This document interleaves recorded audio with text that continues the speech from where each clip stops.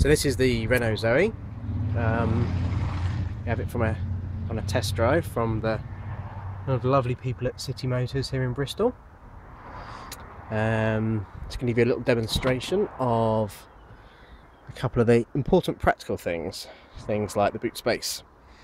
So here we've put a Phil and Ted's double buggy. It's the one at the bottom here. And I've had to take one of the wheels off, but the other wheel, it's gone in with the other wheel still on. So that's really very practical. That's quite good. You just have to pop one of the wheels off. And then we've also got this McLaren fold-up pram that fits in there as well. And you can pretty much fit both of them in. It's got quite a high boot, so you can fit it in sort of sideways, and that's pretty good. So there's two prams in there, and there's still a fair amount of space. You can see there in the boot. So that's pretty good. Generally, we've taken it for a bit of a drive, and generally it feels like a really nice, practical car to drive as well. It's got quite a high ride height, so you feel like you can really see what's going on quite well. Here we've just taken it to try it in the garage to make sure it fits. Obviously you've got the charging port up the front, so I haven't tried this yet. Here's the key. I believe you press the button, there we go, and the charging port opens, and then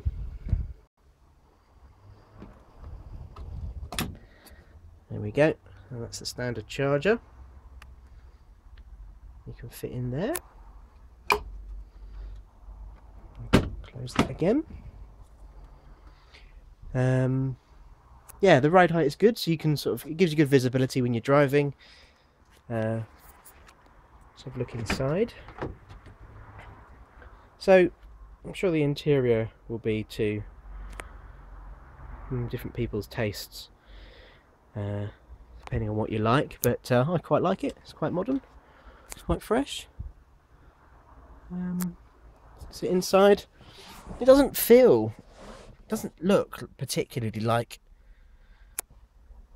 you know, the Starship Enterprise really. It seems like quite consistent with Renault's kind of car styling at the minute there. Chloe has this kind of styling as well. You do feel like you're sat quite high. I close the door.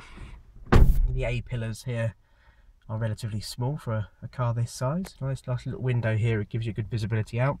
The wing mirrors are pretty good as well. They give you good, seem to give you good visibility all around. Let's see, I press the start button down here. I'm now in the car, so the key fob that I've got kind of automatically lets me start the car because I'm in here. I haven't actually put the keys in anything yet. I turn the computer on. So done here. We've got a kind of fully built-in sat-nav system with your economically driving. Oh dear, my score's very...